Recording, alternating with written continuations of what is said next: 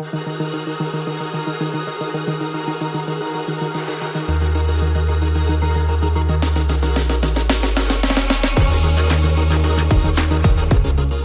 purpose of the university is literally universal. It's to study absolutely everything and then to ground it in our relationship to all those things.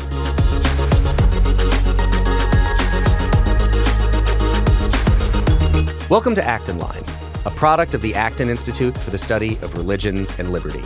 I'm Eric Cohn, executive producer.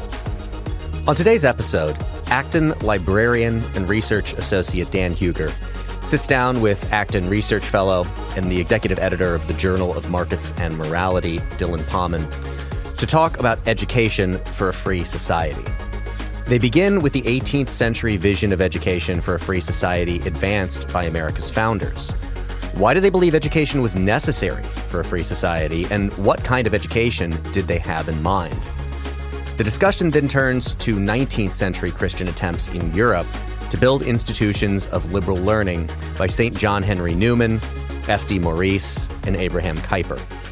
What new innovations did these founders introduce to educate students and foster human flourishing?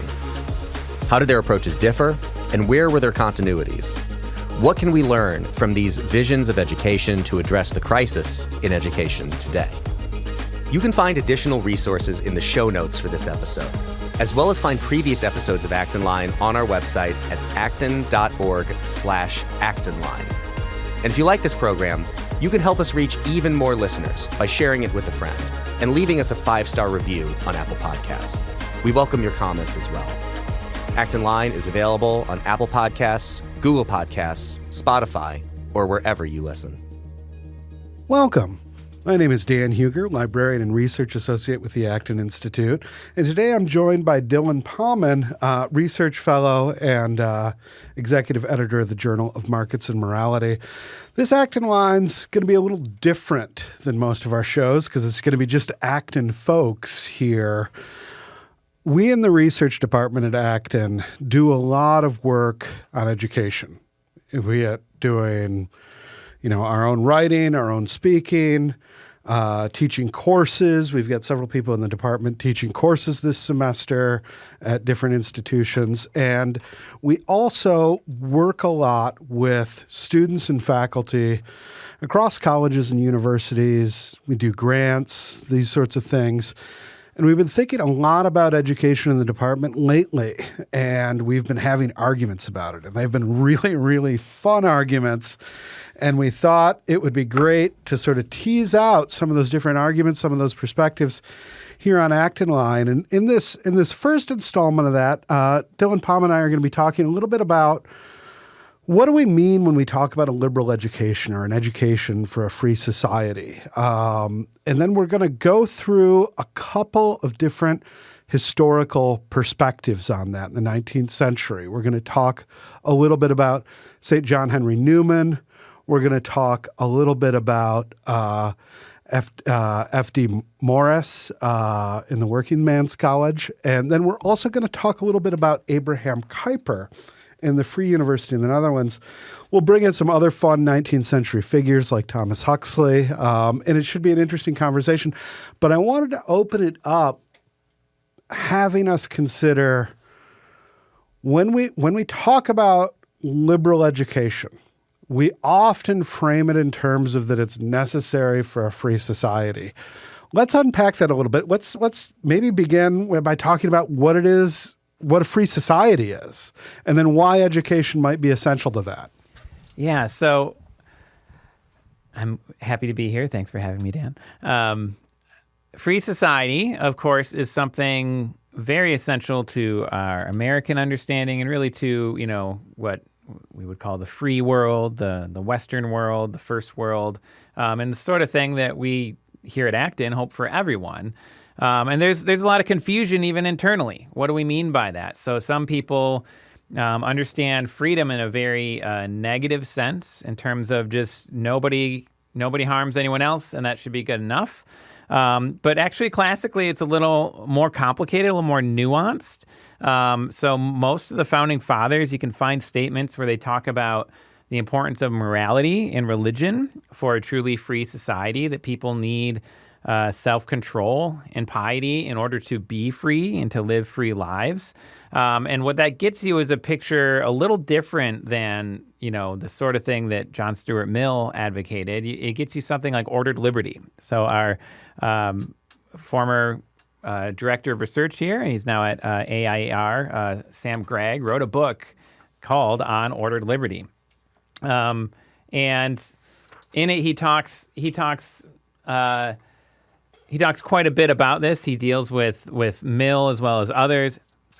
And he talks about it in terms of self-government, right? So if you're going to have a free society, it's not just everybody's free to do whatever they want.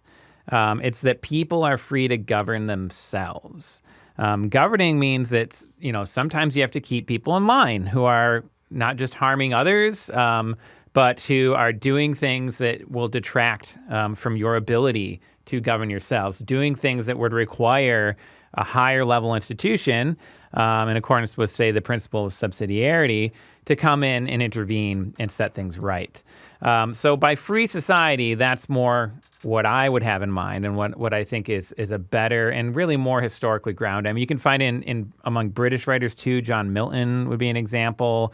Edmund Burke, of course. And of course, Lord Acton. Lord Acton said, he talked about the Catholic view of liberty, which is not the freedom to do whatever you like, but the right to do what you ought. That's a very different understanding of what a free society is. He also framed it in terms of the reign of conscience, right? That to be free to follow your conscience, of course, means that you're bound by your conscience and you have a well-formed conscience that is binding you correctly. So what it leads to, and again, you see this among the American founders, things like the Northwest Ordinance talks about the provision of education in what is modern Midwest today. Benjamin Rush, in his advice to the state of Pennsylvania for developing an education system, also, his first bullet point is it's good for religion to have educated people. Why? Well, because it's still largely Protestant country at the time, and you need literacy in order to be able to read the Bible, in order to be able to read theological books and so on. And then he says, secondly, it's good for liberty, right? So that people can have informed opinions. If you're living in a democratic society where people are voting, they need to know what they're voting about, or where they're getting elected and they're representing people. They need to have some kind of basic knowledge, or at least the ability to gain the knowledge they need in order to govern properly, in order to advocate for the interests of their constituencies. And so he advocates for this wide proliferation of education, really something that has no historical precedent before it, that the United States' unique free polity really motivated the spread of, primary, secondary, and even higher education in a way that hadn't quite been in place before. Things like liberal education, and I'm sure we'll get into this in a minute, was more, if you happened to be the son of an aristocrat, you got to go study at Oxford or something like that. And that was about the only people that were getting that kind of higher education. And while a lot of people through the 19th century, of course, did just stop after high school, even getting high school was itself a privilege, even getting that kind of secondary level of education. So that's the relation, the very basic relation of, if you have all of these people are supposed to be self-governing and participating in their government, they have to have a certain education that gives them the skills, the abilities, the habit of mind needed to be effective citizens in that society. And therefore, you need some kind of education for liberty, or liberal education. So you've got, in colonial Massachusetts, of course, you have the old Deluder Satan law, which is targeted towards achieving a sort of mass literacy in primary schooling. Why? So children can read the scriptures. Yeah. Swami Vivekananda talks about how, there isn't a religion in the face of the earth that has survived without a book. Yeah. And so this becomes very important to religion, which is in turn very important to self-government, which then is important to the governance in general. When we govern together, we govern best when we're self-governed. Lord Acton liked to define liberty as the assurance that every man shall be protected in doing what he believes his duty against the influence of authority and majorities, customs, and opinion. Mm-hmm. That establishes the reign of conscience, which is not, this every man does what's right in his own eyes, but it's the harmony of religion and law. It is that compatibility and necessity of human freedom to work out sort of your obligations and responsibilities both to God and to society at large. Now, we talk a little bit about, the United States. You have a place like the Northwest Ordinance, which actually precedes our Constitution. This was something that came about during our period under the Articles of Confederation. Mm-hmm. And it enshrines this, and this is a time period where we're looking at the late 18th century when this is happening. And it's really in the 19th century that we start seeing people really talking, really debating, really trying to implement these sorts of things. You have it very early on in Germany, the founding of the University in Berlin, along these lines, and that again, late 18th, early 19th century, and you have people, secular thinkers, thinking about this. You've got religious thinkers thinking about this, and you've got a couple different threads there. And one of the things that we've talked about before is, I think you're very incisive in when there's the seeds of, everybody's thinking through this question then for the sort of like first time, trying to think about it at scale for the first time. There's always been schools, the Stoa in ancient Greece, you have, these philosophers run schools, but these schools are not for the masses. They're not educating the masses for self-governance. 19th century, that starts to change and people start to think about it anew. And they start talking very self-consciously about this need for a liberal education. But there's no one model of that. People are sort of iterating, they're trying new things. And I'm wondering, you've surveyed a lot of these. What's striking to you? What are the mistakes that are made? Yeah. What were the promising roads traveled more or less successfully? What are we looking at when we're looking at these Christian theorists trying to think through what a liberal education is? So I love the 19th century in general. It's one of the last times I feel like we had a wealth of truly encyclopedic thinkers, people who could just say something intelligent about kind of everything. And that includes the foundations of and the structuring of, or maybe we could say the constitution of a liberal university. So one of the most well-known would be John Henry Newman, who you mentioned. And his view very much represents kind of the older view. He draws on Aristotle. He's not incorrect in his reading of Aristotle. A lot of these are lectures. Yes, these are lectures. Called The Idea of the University. Correct. Yeah. This is the Catholic University in Dublin that has an interesting history. Yes. But today it's University College of Dublin. He talks about, he has one lecture on knowledge as an end in itself. And on the one hand, he gives something very familiar in terms of liberal education. He says, university, a truly liberal university, should be this place where you have experts in all these different disciplines, and they're all through, their own striving, even their own competition and disagreements and discussion. They are contributing to a greater whole of human knowledge, right?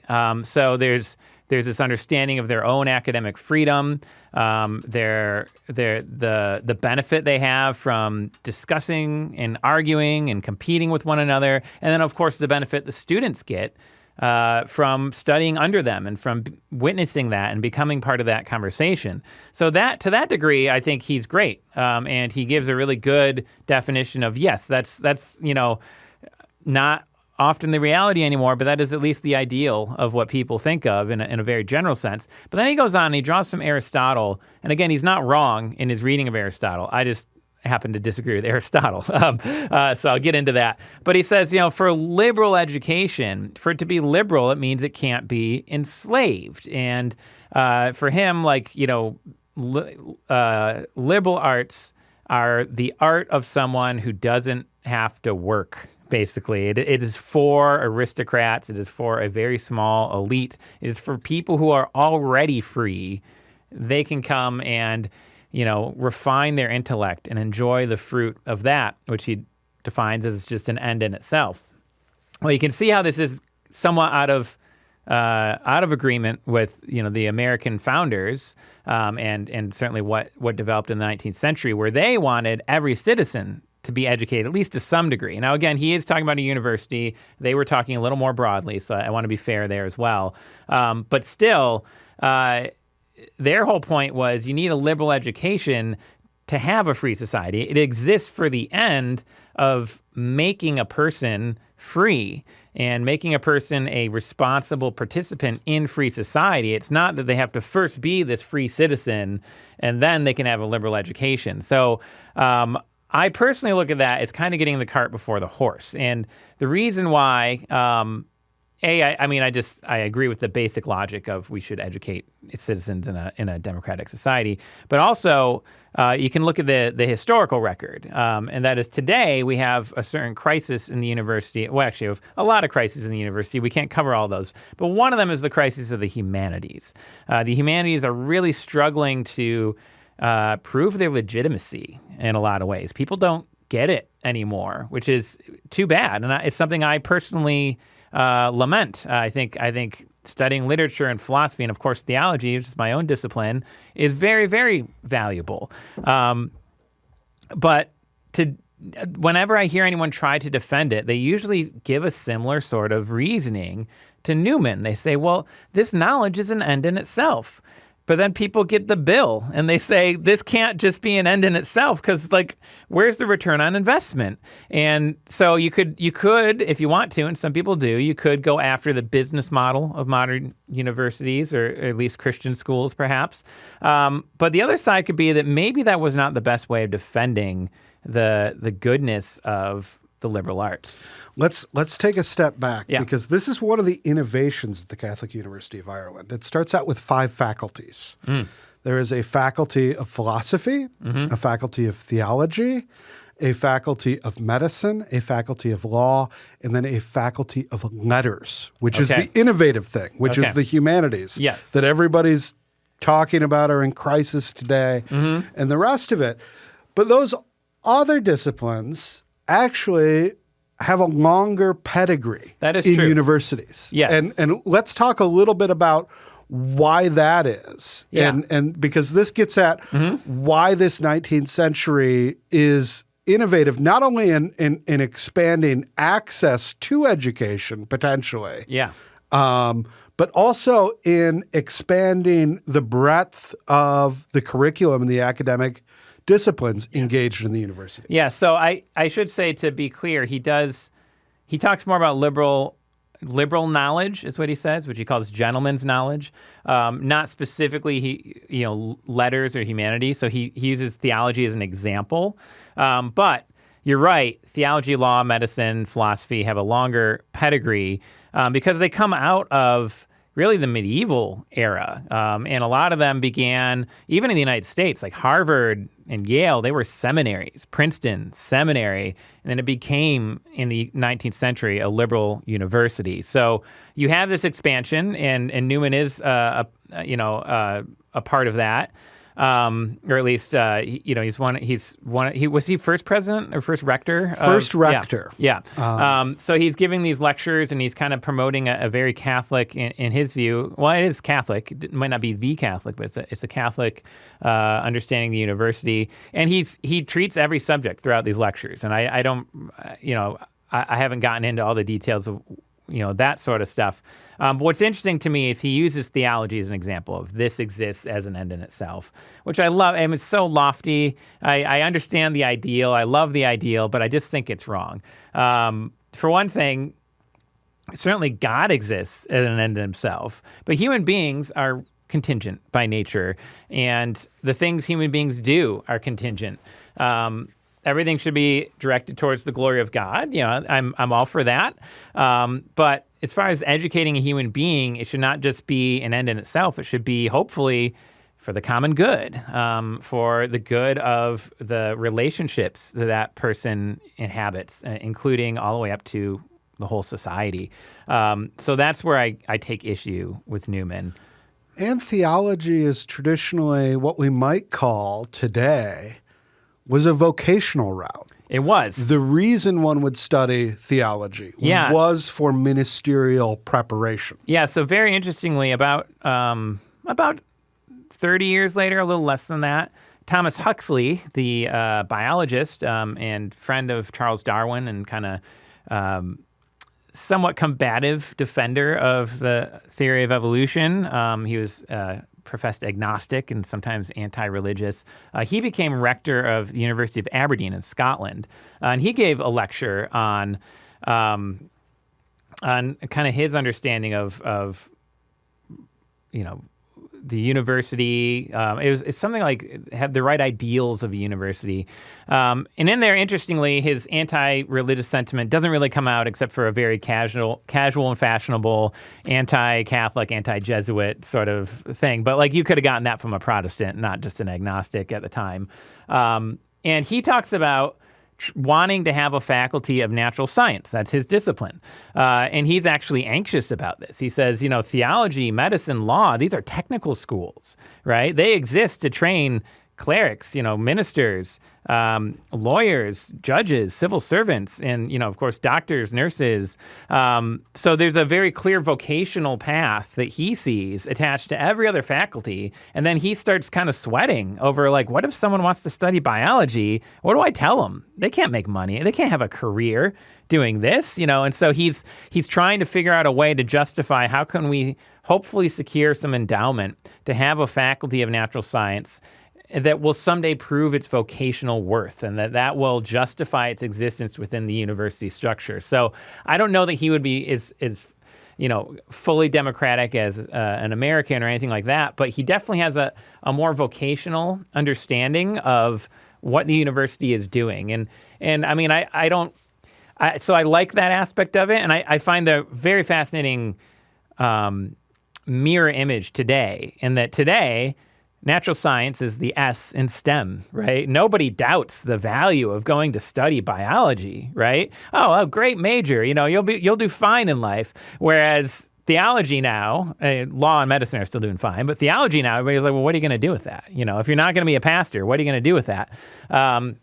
And so, which in fairness was the same question in the Middle Ages. But nobody who was right. who was not going to become a pastor or a priest or a monk or a nun studied it. Right. So I mean, that could be part of the problem. Maybe we've expanded it to too many people. I'm not so much. I think we could talk about all the problems with the system today, but that might be a different podcast. But maybe we'll get into it. We'll see. But I just find it interesting that shows you how much times have changed. That basically, I feel like both Huxley and Newman won out, and it's been bad for theology and the humanities, and good for natural science. And I don't think it's a bad thing that people value natural science. I think it's very. There's been amazing progress in the last 150 years since Huxley gave that lecture, and I think it's mostly been for the good of humanity and even the good of free society.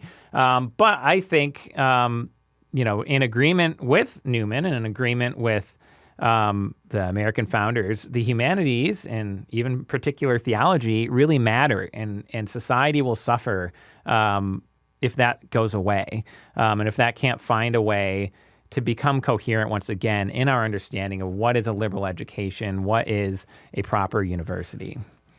So we've talked a little bit about this at the level of elites. Part of Newman's project with the Catholic University in Ireland, which did not end well. By 1880, it is basically defunct, is unable to acquire students for a set of complicated reasons. And Newman leaves for a set of complicated reasons.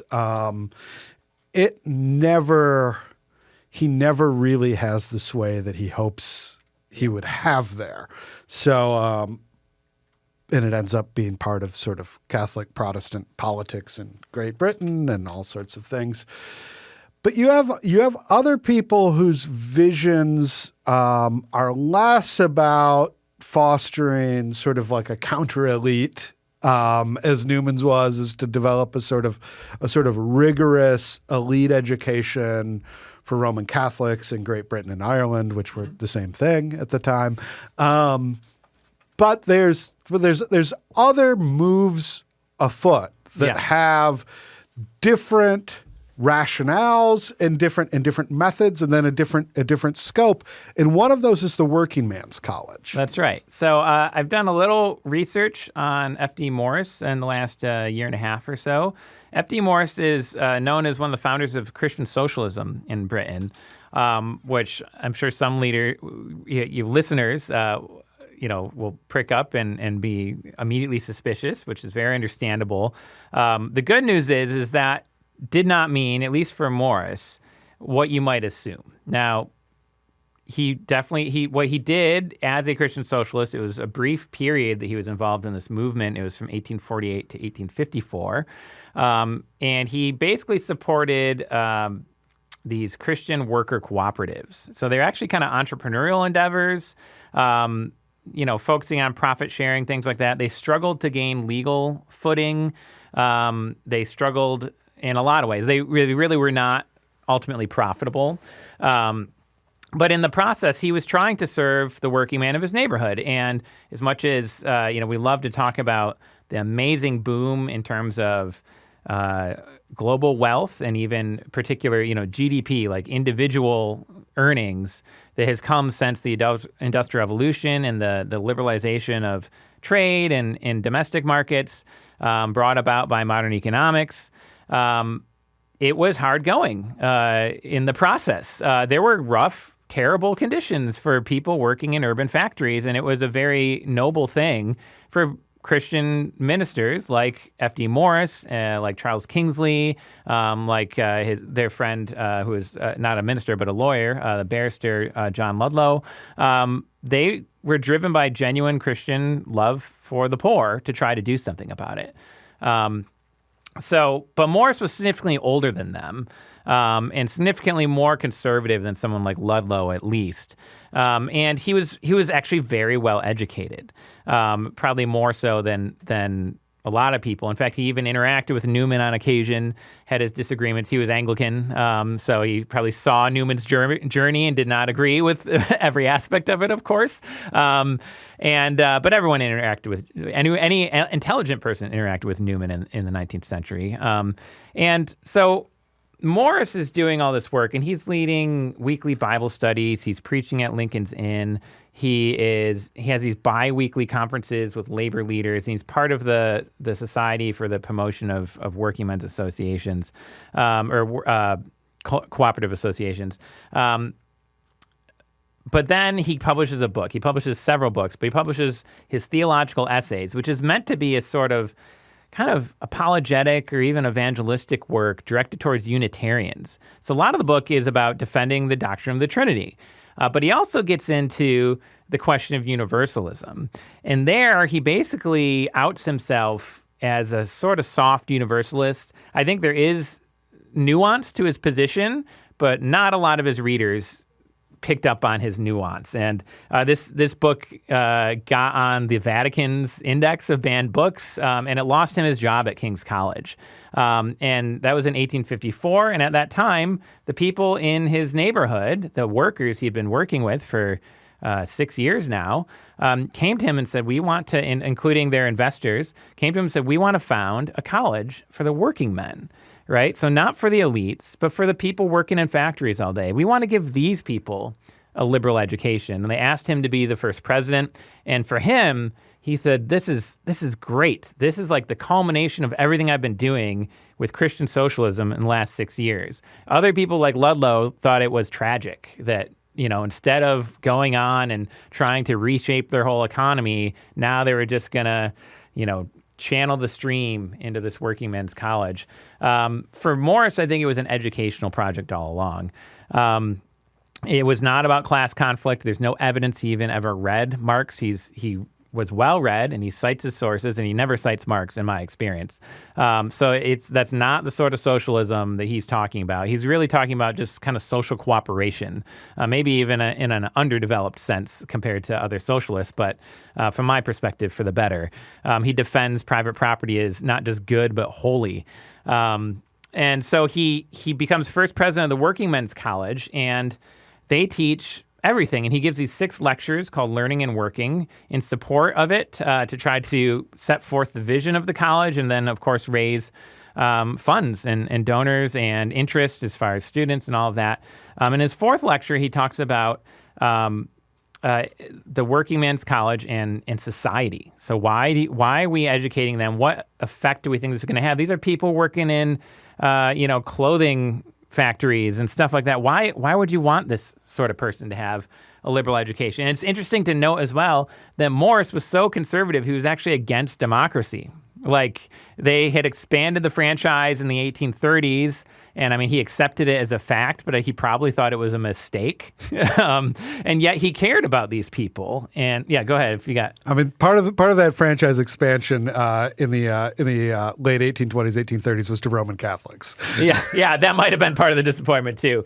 Although he's actually not that prejudiced for a writer of his time. So I don't know if that's exactly the issue, but he argues that the whole point of giving people this education is we have to wake them up to the reality that they are persons. And as persons, created in the image of God, they are free. That is the distinction between a person and a thing, right? So, in a sense, there's a very Aristotelian grounding, perhaps, to his perspective as well. But that's his point, is if we want to care for these people, it has to be more than just caring about their material conditions. It has to be body and soul. And so that's where he saw the Working Men's College as a far more appropriate channel for the kind of activist energy that had fueled Christian socialism for those 6 years.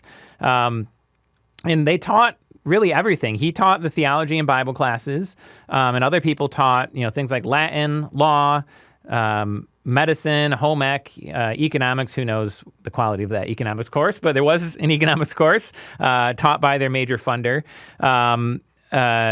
Art, drawing. John Ruskin, unfortunately, was taught drawing, but John Ruskin. He was a good artist, although he's very profoundly wrong about many things. He's the bad kind of Christian socialist, but yes, he could draw.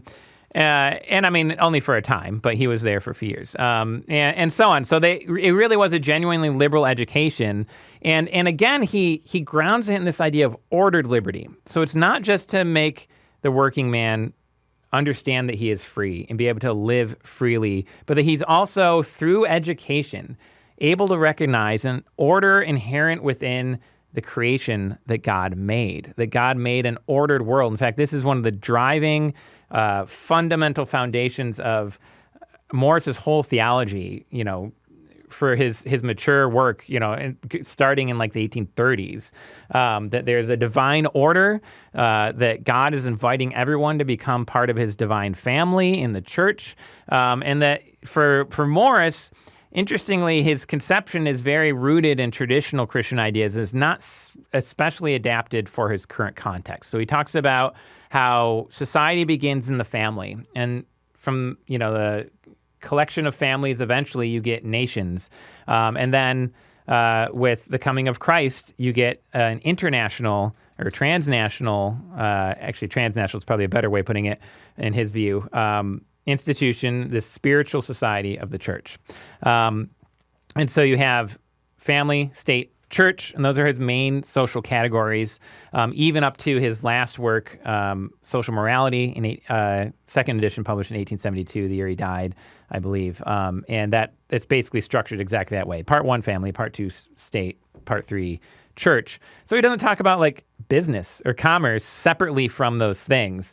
So I think there's a real advantage to him in that he does say that one of the points of education is to get you to understand really the beauty of God's creation, the harmony, the order to it all, and how it all relates together. And yet there is maybe some deficiencies in, well, what does that consist of in our world today? So I think he's strangely, because like I said, he's kind of anti-democratic, but his vision, despite being British, is well adapted to kind of an American mindset. The Working Men's College was the first of its kind in Europe, offering liberal education to working adults. It was not people from aristocratic families. It was not, the sons of aristocrats, getting their refined education so they could go be civil servants or professors or clergy or whatever. This was people working in factories. He was trying to educate them. So to roll us back, one of the innovations, one of the new things, and not necessarily the first, and this is true of all the examples we're talking about, but they do represent sort of expansions of the knowledge of this liberal education. You see with Newman the inclusion of letters, and you see now with Maurice an expansion into arts, and also into some things like home economics that typically today get excluded from this notion of liberal education.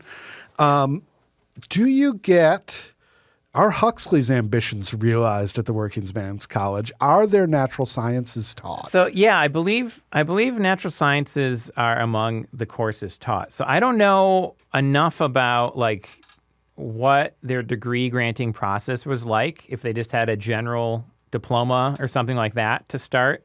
It does still exist today as WM College, and they do have, of course, multiple majors and that sort of thing. But at the beginning, I'm not quite sure. So that's a really good question. But at least the content was there. I'm sure at a lot of universities before Huxley's time, you still could study the natural sciences, but could you make it your vocation?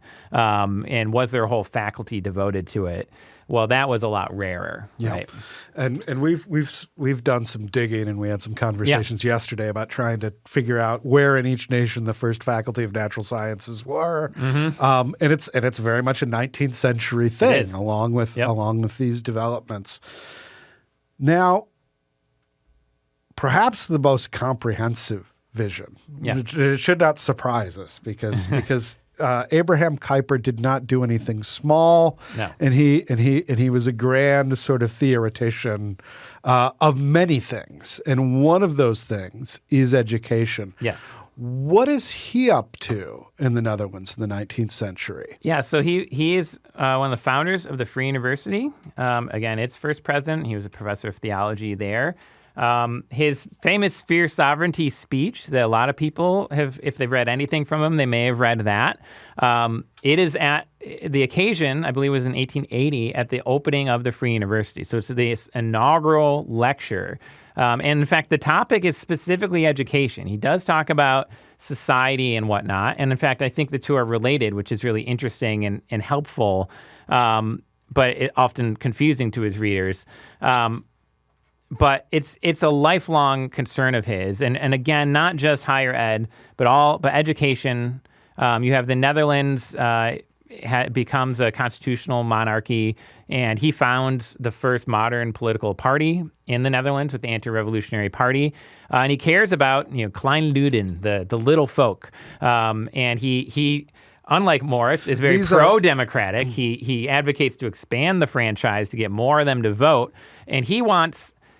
Even though he doesn't want them all to attend university, he does want them to be more educated. And that's something he does through his journalism, and he presumes people who study at his university will do in their communities. A lot of these folks are the rural poor. Yes. And in regions in the Netherlands that are still sort of referred to as like the Netherlands Bible Belt. Yeah. And these are the people that make up a lot of these folks make up what becomes Abraham Kuyper's religious community. When he founds a political party, he founds a denomination, he founds an educational university. He's very, very busy. But these folks are at the center of his concerns. Yeah, I've told people in the past that Abraham Kuyper is like the Dutch Alexander Hamilton, right? There's the song from the Hamilton musical where it just talks about how like he won't stop, like there's nothing that can stop this guy. He's so prolific, and it's very much true of Abraham Kuyper, to the point that he had like 3 nervous breakdowns in his lifetime. He just overworked himself. So his vision for the Free University actually comes out in a book that I think a lot of people don't read, despite it being in English, or at least an abridgment of it being in English since the 19th century. It's a fascinating book. It's a fascinating book. It's called The Encyclopedia of Sacred Theology. And I think, on the one hand, theologians who try to read it quickly realize this is not a book about theology. And so they lose interest and they don't continue reading. And then other people don't read it because they're like, why would I read a book about theology, right? What it is a book about scholarship. For him, encyclopedia is the science which has as its object science itself. And by science, he has the German understanding in mind, meaning every academic discipline. And so the purpose of the work is to detail the place of theology within the sciences, meaning all scholarship. And so you get in that work his theological grounding and structure of the university. What faculties will they have, and why do they have those faculties, and what is the goal of scholarship? For him, he says science has as its object all existing things. It's the grandest scope you could possibly imagine. Literally everything. That is the purpose. And all of these things, he presumes, have a fundamental attachment to our human life. So for him, there should be no more, no less than 5 faculties. Faculty of theology, rooted in our humanity's relationship with God. Jurisprudence, rooted in humanity's relationship with each other. So our social relations. The faculty of letters, or philology, is rooted in our relationship to our own souls.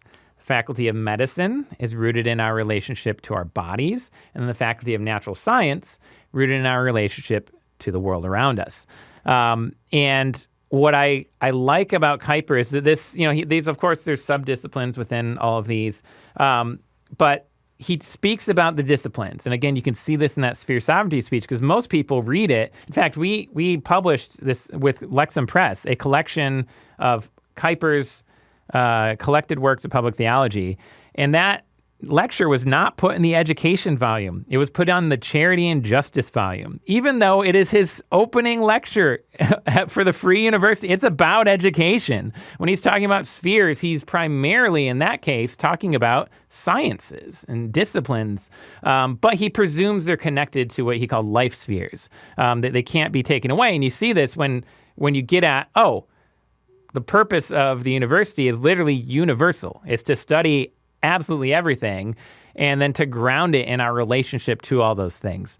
And I like that a lot, because now you can see, there's a place for things like business, and there's a place for things like art and things, natural science. He grounds in those relationships. That's something that would have been pretty new at the time.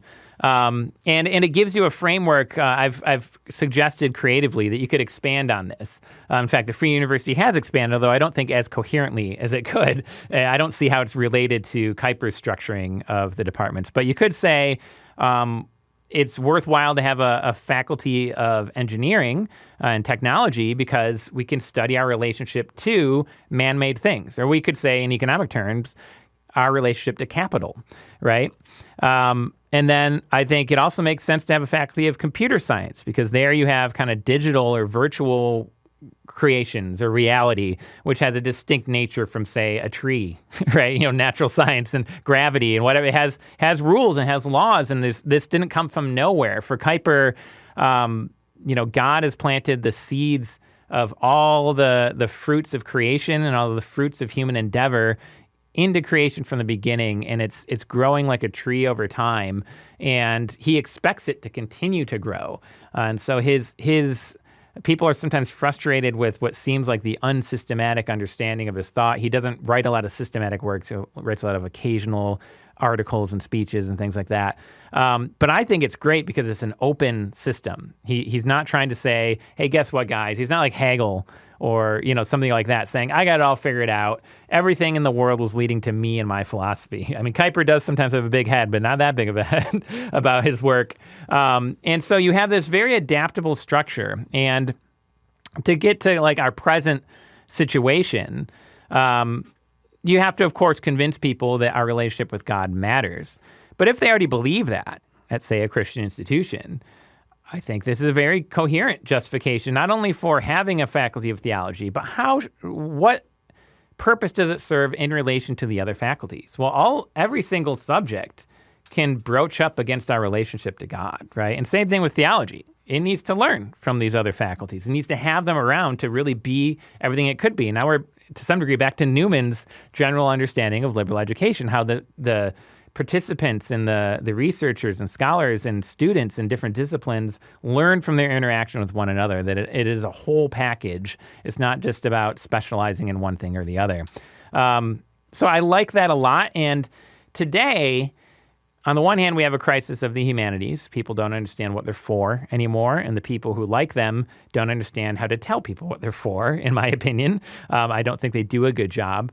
And then on the other hand, I think we have various financial crises in higher ed, and we probably are going to see more of that in the near future. But what that also signals to me is that there is an opportunity for entrepreneurial alternatives. And I've been very interested in really anything I hear about, even if it's sort of thing that I think like, well, I would never do that. That's not. I have a friend who has kind of started promoting this idea of private practice professors that find a way to get a sort of accreditation through university, but still kind of work independently, and almost the exact opposite of Kuyper and the sort of thing I want. But it's interesting, and it's something that he's putting forward to try. We've interviewed Pano Canelos of University of Austin on Acton Line before. I talked with some folks at the Foundry, which is a local kind of ministry training institute that's a sort of parallel higher ed institution for training church leaders. And I'm very interested on people who are trying to make a new model work. And I think as much as new models are good, the best new models are still rooted in something much deeper than them. And so I think everyone could maybe benefit from looking a little more at the 19th century and some of these thinkers and some of the conflicts and contexts of that time. There's a dynamism here that I think you have a lot of people in church school contexts, in a sort of a conservative educational mentality that they like styling things as like the liberal arts or classical education. As if there was one thing we used to do that if we just went back to it, we'd be great. Now, there are many things we used to do that were great, and there's many things we used to do that are better than many of the things we're doing today. Mm-hmm. But it's not as simple as that. It's one of those things. There's a fascinating. I was looking back at some of the if you actually go back to like the early modern period, where classics is very much a part of the curriculum. Well, this is revived in the Renaissance. Yep. And if you look at the texts they select, they don't select the texts that they teach because of their great ideas, but because of their style. Yeah. Because because the purpose was not at that time preserving this civilization, but getting you an excellent sort of background in rhetoric, right? rather than this. Yeah. And I think the sort of Kuyperian notion, the sort of one of the threads that you see in Kuyper, Maurice, and Newman is this is about, in some sense, getting to the truth of things. Yes. They all have an objective view of truth. Absolutely. Yep. And I think that's the place you need to start with, and that might involve new innovations. That might involve going back and looking at what has been done before. Mm-hmm. Even looking at some of the failed projects in the past is very important. And that's one of those things to keep in mind as we have this conversation. One of the reasons we're having this conversation is because this is a crisis because there aren't any easy answers. Yes. Yeah, and the 19th century is so great that let's say that is your ideal time. When you actually look at it, what you find is a bunch of people trying new things. Whether it be founding new institutions like Maurice, Kuyper, Newman, or trying to reconceptualize the institutions they're at, like Huxley, or places like Harvard and where else, where they very much changed their vision for what they were doing, for better and worse. That's what was going on, and that's what people now have a sort of nostalgia for. And I don't think they're wrong to have it, but it's not a simple matter of, okay, we just need to reproduce the same recipe. It's we have to look at our context. We have to, in a very liberal way, try to learn to adapt the sort of mindset these people had, and I think some better than others, for tailoring an education to our context and the needs of free society today. Because free society still needs educated citizens. And if you don't believe me, get on social media sometime and notice the great dearth of classical humanistic rhetoric in the way people talk about things. Even for that purpose alone, I think we can agree there's something valuable that we're missing out on in major ways, to the point that people are questioning whether it is worth it anymore to send their kids to higher ed. They say, this just isn't what it was for me. And to some degree, they're right. The price tag is higher, and the quality of education is, in many cases, demonstrably less. I'm not actually a total naysayer. I still think there's a lot of measurable value to getting a college degree, but it depends on the discipline now. There are some that you'd be better off with just a high school diploma. And that's a scary position for parents and for young adults who want a better life for the next generation. And this was the sure, tried and true way of getting it. It was go to college, get that degree, take that extra 4 years or however many, and then start your career. Well, we're trying to refigure out what does it all look like. And these are really important questions. And it's going to take a lot of really smart people, I think, thinking it through, but also being willing to take those risks, whether it be founding those new schools, teaching courses, developing programs, but also investing. Last year, King's College in New York, not to be confused with King College, London. King's College. Yeah, the King's College. Unfortunately, due to budget issues, had to close down. At the same time, there was, I can't remember his name now, but it was a public thing. But there was a prominent conservative donor who gave something like $200 million to Harvard. King's College needed about $2 million, at least in the short term, to stay afloat.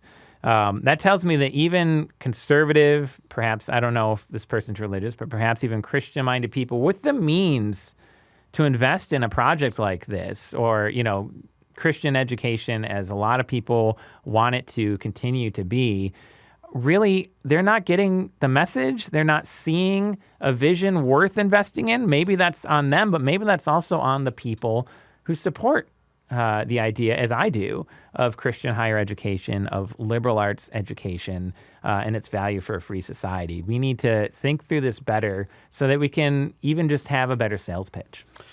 Well, we're going to start thinking through it on a regular basis here on Acton Line. This is going to be a continuing series. Dylan said we're going to need a lot of smart people to think through this. We're going to hopefully bring a lot of those smart people on. And then we'll solve it. And no.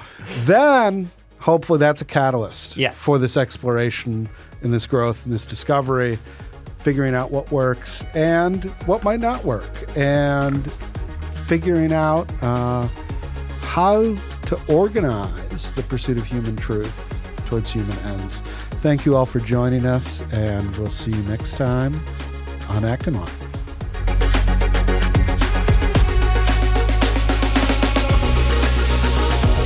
As always, thank you for listening. Our team loves putting this podcast together for you. It's encouraging to hear from our listeners. Feedback is incredibly important to us because it lets us know what you'd like to hear more of, including the kinds of topics you're interested in most. If you have comments, feedback, or ideas for a show topic or interesting guest, you can email our team at producer@acton.org. Until next week, for Acton Line, I'm Eric Cohn.